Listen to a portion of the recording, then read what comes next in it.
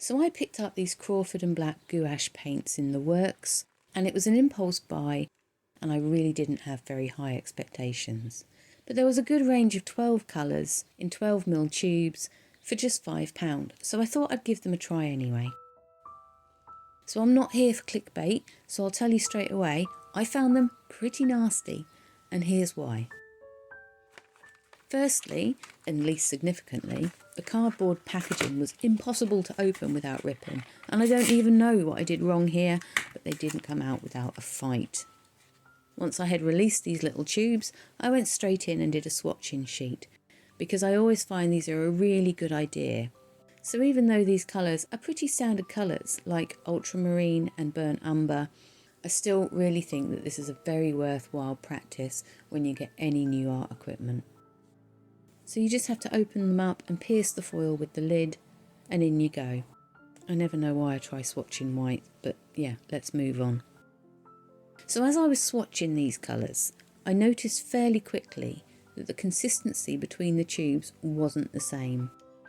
Some of the colours were thicker and drier straight out the tube, and some were very watery and smooth.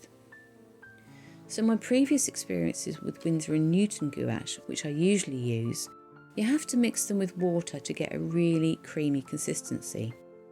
But with these ones, no matter how little water I added to the paint, the colours just kind of washed out on my swatching sheets. So after a few swatches, I thought, well, maybe these gouache are already mixed and able to use directly from the tube. So I did start to swatch without adding water, and this was okay with some of the colours, but with others, the paint was quite dry coming out the tube, so it was a little bit hit and miss, but I wasn't quite ready to give up yet. So here the cobalt blue is really, really smooth. And the ultramarine, as I squeezed out, is quite a lot drier. The cobalt did spread, but not so easily, so I did add a little bit of water just to my brush. But I could already see that the paint was thinning out too much. And I did mix them well. So I did add water to the ultramarine, but I think you can probably see my frustration. So I carried on experimenting, and I used the paint directly from the tubes. And I tried my hand at blending them, and quite frankly, I was making a bit of a mess. But I'm not one to give up that easily. They dried on the page, and once they were dry, I was able to just re-blend the edges with a little bit of water on my brush. The colours were bright, the colours were bold, but I just wasn't enjoying the whole process. Using the paint knee, it feels a bit too thick and dry. And you know, with the Winsor & Newton gouache, it self-levels as it dries, so you get a really nice, smooth, flat surface. But these paints are absolutely not self-leveling. My dry painting had ridges and bumps all over it.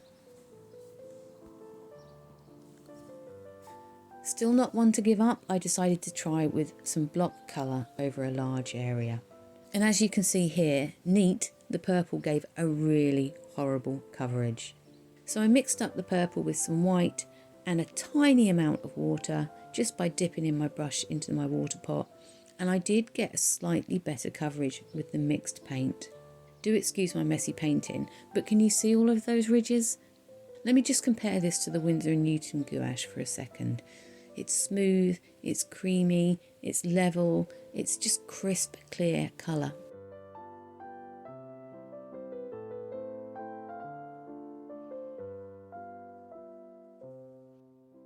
Still not one to give up.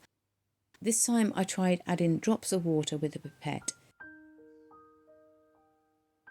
Drop by drop, just to try and get the right consistency.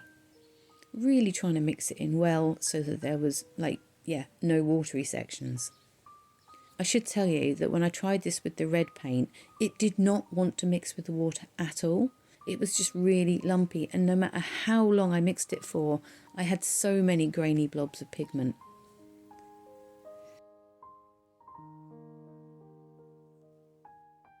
So anyway, back to the cobalt, because this seemed to be the nicest colour.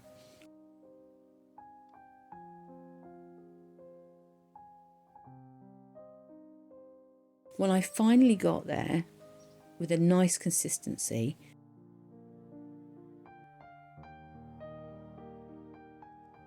I went in with the painting, and I was really trying my best to get an even consistency here.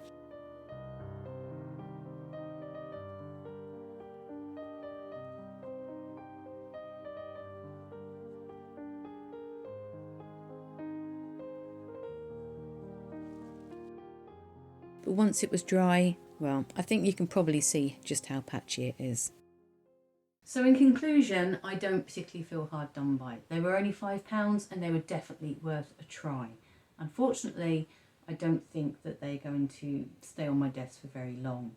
I don't see any benefit of using those gouache over acrylic paint, and in future I would absolutely invest in the Winsor & Newton gouache, which is far superior.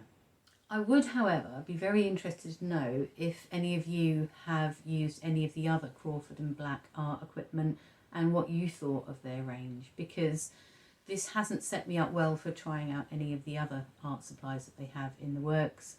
So if you have any experience of them, good or bad, please do let me know in the comments below, and I'll be very interested to hear those. So thank you very much for watching. Do give me a thumbs up if you've made it this far. Your support genuinely means an awful lot to me, and I'm aware that this kind of video is not for everybody, but I have lots and lots of other art and craft videos in the pipeline, and I hope to catch up with you then.